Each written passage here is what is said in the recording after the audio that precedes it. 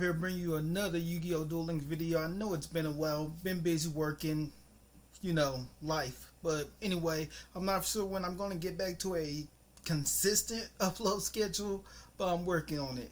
But anyway, it's that time again in Yu-Gi-Oh! Duel Links where another character becomes unlockable.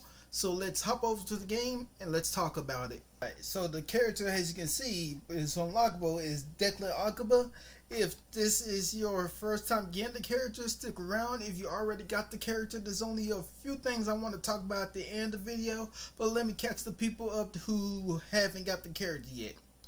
Now, to actually unlock Declan Akaba as a playable character for yourself in Yu-Gi-Oh! Duel Links, you have to get a grand total of 340,000 points, I believe. But it's essentially you have to complete Chapter 3. Now, let's go over here in the current event to see how many points that is. Yeah, it's 340,000 points. That is what you need. Normally it will be right here and showing you like, hey, you got the character. But since I got this when he first came around, it does not show that for me, at least at the current moment. Instead, it replaced that reward with the 10 rare crystal things that not really important. But anyway, yeah, complete Chapter 3 and get the points, 240,000, and which basically just means get the points and then beat Yugioh, and then you have Declan unlocked for you. But to actually earn those points, you will see Declan and Yugioh here in the duel world. You basically duel them. Now, Yugioh, you won't have too much trouble with. His deck isn't too much of a challenge. You can literally use anything to beat it. You can even probably use no drama deck and beat it. Declan, he's gonna be a little bit more challenging. The only advice I can give you for him is to basically use a deck like Harpies to bounce you.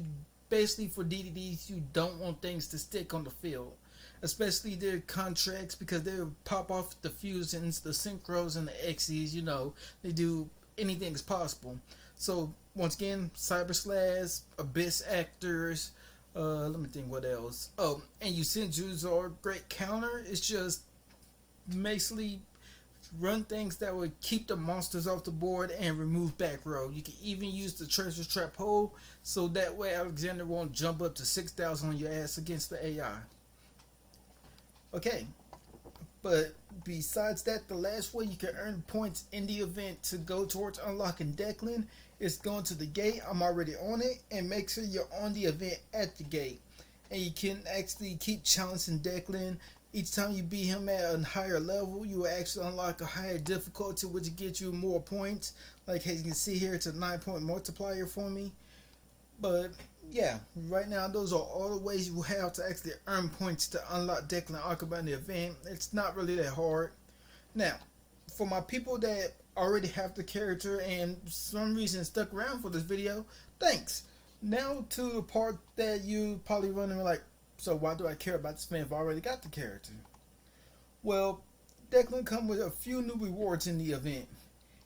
He comes with a skill, which you unlock by using continuous spell cards 20 times.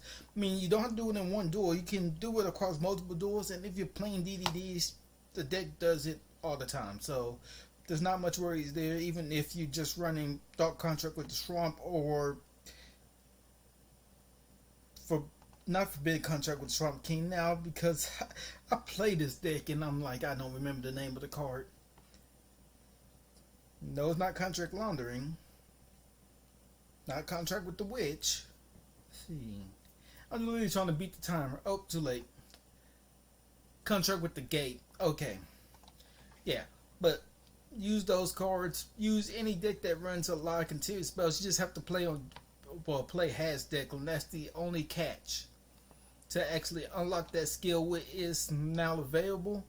And basically it's emergency contract laundering. So one continuous laundering, contract laundering or dark contract card to the graveyard and destroy all face-up dark contract cards on your field, and increase your life points by the number of destroyed dark contracts. So at best you're going to increase your life points by 3,000, because that's the most amount of dark contracts you don't have in the field.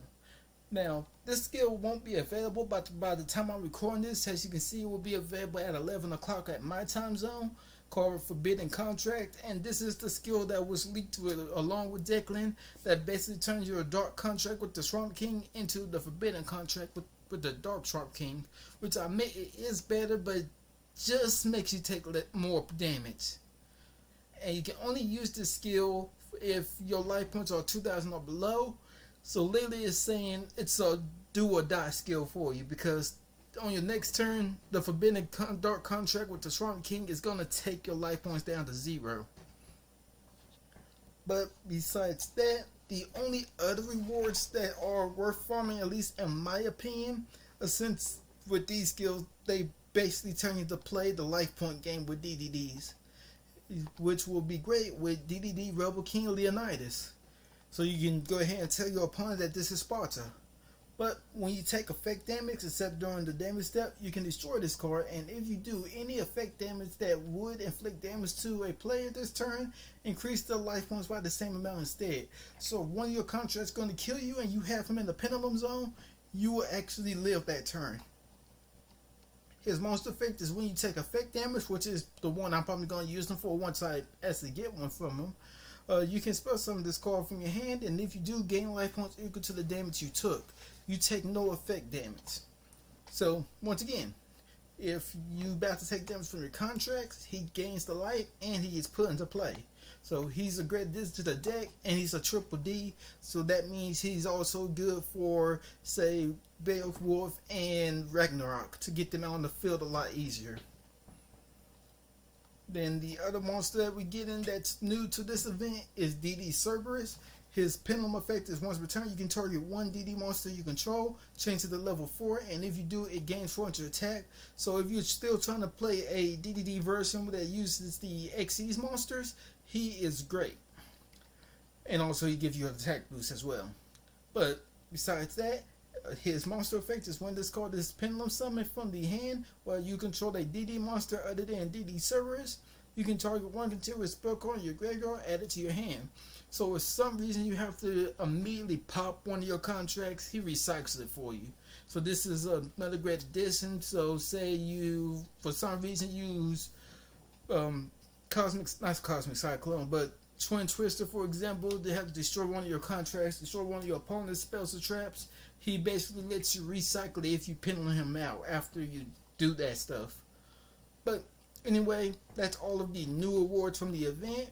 I hope you enjoyed the video, and I know I'm behind on my gate videos. Don't worry, I will be doing a video on, like, well, it's mainly Zexal characters I'm late on, because I know I have to do a gate video on how to get Nikai Quattro. I don't put, yeah, he's not at the gate yet, but yeah, Quattro, and there's some 5D characters as well that I also have to do a gate video on. But anyway, once again, I know I'm a broken record at this point, but hope y'all enjoy it, and I'll see you in the next one. I'm out. Peace.